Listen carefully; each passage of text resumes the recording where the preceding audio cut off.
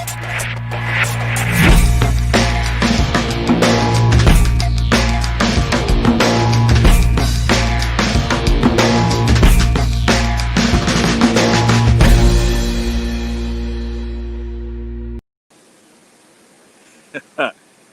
everybody from the backyard, welcome to the Daily Distinction. How you doing? I have been sitting in my office all day, and I just decided to get out of the office. Yes, that is a live shot of the office that I decided to get out of. So, hi. I did a keynote earlier today for a company called VAI. It was a terrific event. Thanks to my friend Derek Sweeney and the great folks at the Sweeney Agency in Toronto for arranging it. We had an extraordinary event today. We had the biggest crowd they've ever had at one of their events, and it went extremely well. So, it means I've been sitting in the office all day. I've got a call coming up at 1 o'clock. It's going to go until 2:30. So, just decided it was time to get outside for just a minute, right?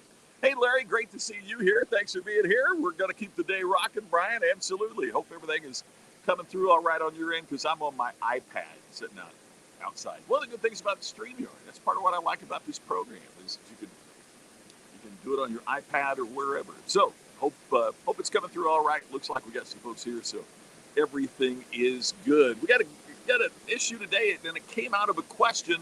We did a Q&A program at the end of my keynote, and there was a really, really terrific question that was asked. And the question is, how do you change the perception that customers have about your organization? I thought that was a really good question, right? Because what is the perception that customers have? And if it's not what you want it to be, how do you change it? How do you enhance it? How do you make it better? So that's the topic that we're going to be talking about. I'll give you the answer that I came up with when it was asked, and see if that relates to what you're dealing with, and a way to be able to help you. So, is it coming through good, Larry? Thank you for telling me. I appreciate that. Thank you. Man, technology just blows me away. I just think it's amazing about how we can interconnect. You know, I'm sitting in that office there earlier today, and talking to people all over the world. From, as you sit in your office. How incredible. I'm old enough to remember Mom got mad if I made a long distance phone call because it was expensive back then. We don't even think about it now. Crazy. Hey, what I remind you is we're getting started here today. People coming on, thank you for doing that. And thank you for sharing, by the way. We appreciate when you share it. Most of our viewers, as you know, watch on the replay. I'm so grateful for everybody that tunes in live, and super grateful for people to watch on the replay. So if you're watching on the replay, thank you for being here. Feel free to contact us through the Facebook page. It's Daily Distinction. That's our Facebook page, is Daily Distinction.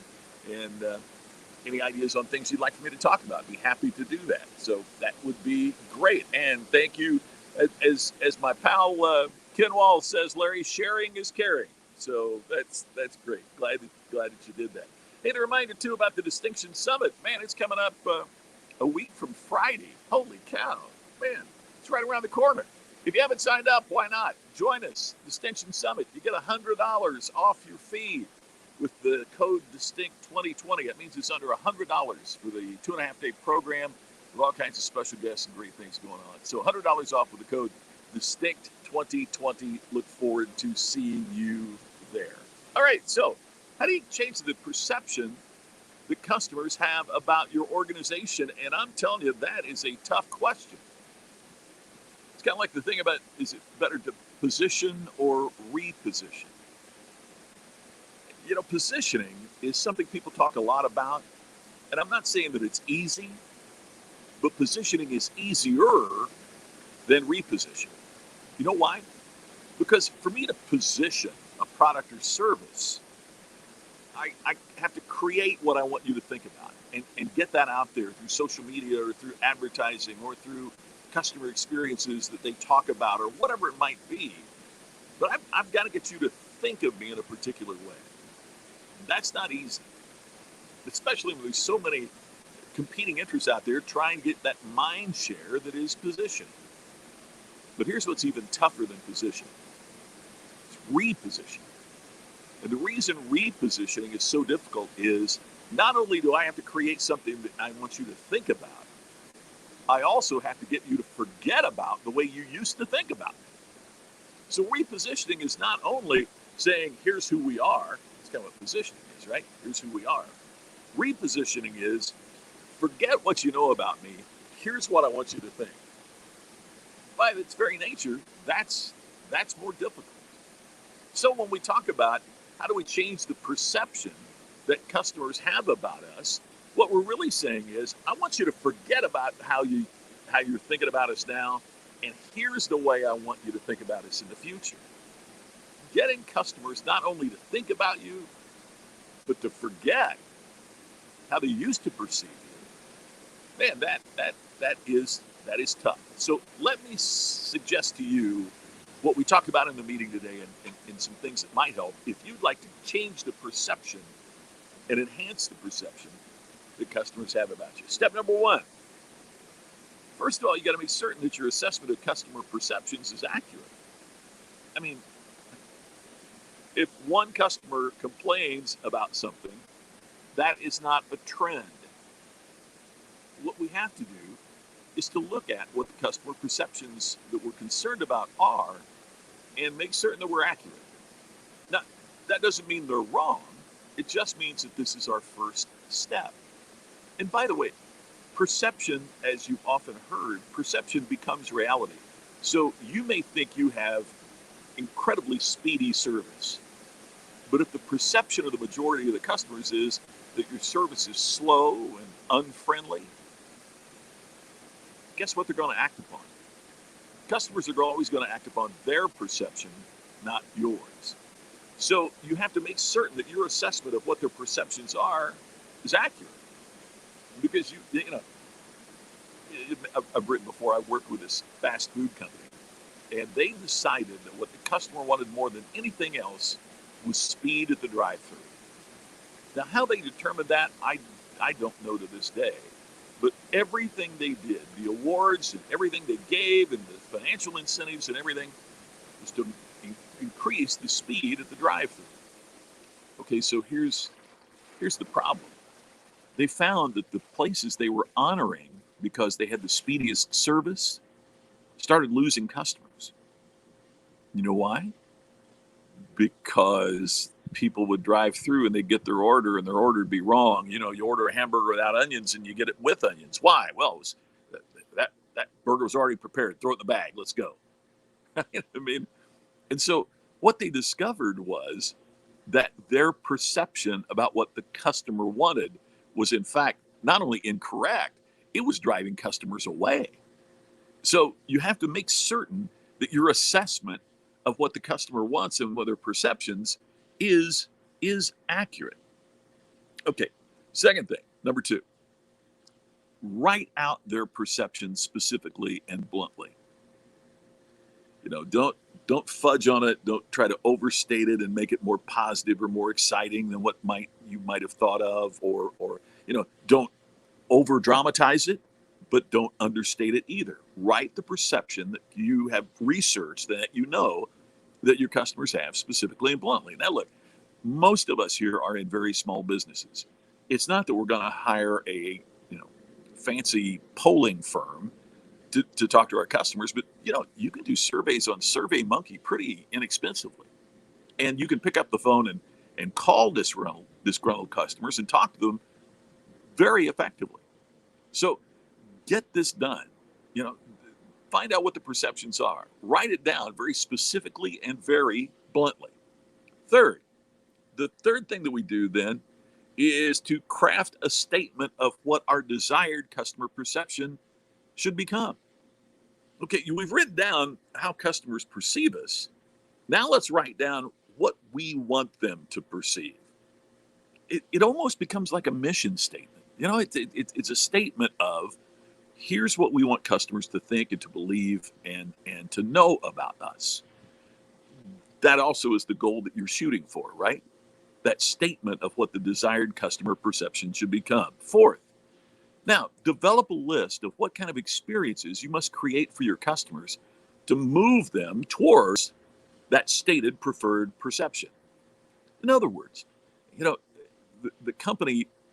fast food company I was talking about, they got the perception wrong, so that everything that followed was wrong. So their list, because number one was wrong, now they want customers to say, man, they have the fastest service in the world. But what customers are really saying was, man, they just throw food in the bag and throw it at you and don't even say thanks. So you got to get number one right, and number two right, and number three right to get to this point correctly, number four. Okay. But number four is what? Okay. So if you want to create that they say the orders are right every time and everybody is so friendly, what would you have to do? What are the experiences that you have to create? I mean, this was not my client, but I mean, people talk about Chick-fil-A, or here in the west part of the United States, we talk about In-N-Out Burger. And I don't think you'd say either one of them has a speedy drive-through. But I don't think I've ever gotten the order wrong at Chick-fil-A or In-N-Out, and they're always friendly. So that was obviously on the list of specific customer experiences that they wanted. So what do we have to do in that customer experience? What do we have to show in that customer experience? How do we, and then how are we going to deliver it, right? Number five, what do we execute consistently and reliably to make that experience happen every time? And this is a really important one because it cannot be random.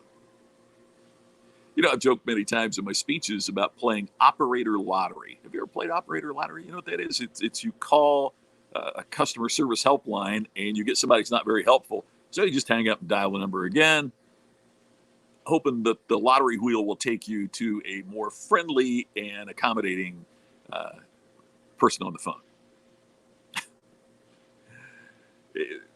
But in no case like that are you going to think it was an extraordinary customer experience. Why? Because it's random. An extraordinary customer experience can't be random. It has to be executed consistently and reliably. Now, here's the thing. This takes time. We live in a microwave society. You know what I mean? We want instant, we want to pop it in, hit the button, and 30 seconds later, we change the perception of customers. Well, it ain't going to happen. What we have to do is to say, look, we didn't develop this reputation overnight. We're not going to get rid of it overnight. What we have to do, though, is to execute consistently and reliably to make this experience happen every time. And as you probably guessed, number six, now it's time to go. Get after it. Do it. That's how we change the perception that customers have about us in the marketplace. Hey, Charles, you bet. Better late than ever. I'm so glad that you're here. Thanks so much. And I see Ernest checking in from Lubbock. And Brian, yes, I did get your email. I've had the speech all morning, and I've run into another session this afternoon. So I'll get back on that. But yes, it is. It should be available for replay. I'll try to get the link to you. So we'll make that. And Scott says, what about when the customer service rep hangs up on you? Yeah. And that's when you post it on Twitter. See, Scott, I don't understand this, and I don't understand why companies do this. What you, Joe, you cut out. Answer me. By the way, Joe Calloway, one of the folks that's going to be so fantastic at our upcoming event. I'm so glad that he's a part of it. Scott, I don't understand why it's this way. I was at Comcast's main office in Philadelphia, and I was very impressed with what they're trying to do to turn that around in terms of the customer experience there. Talk about the company needs to change its reputation in terms of the customer experience, and they're working very hard at it. But part of what confuses me with the strategy of some of these companies is that the way you get their attention is to post about it on Twitter.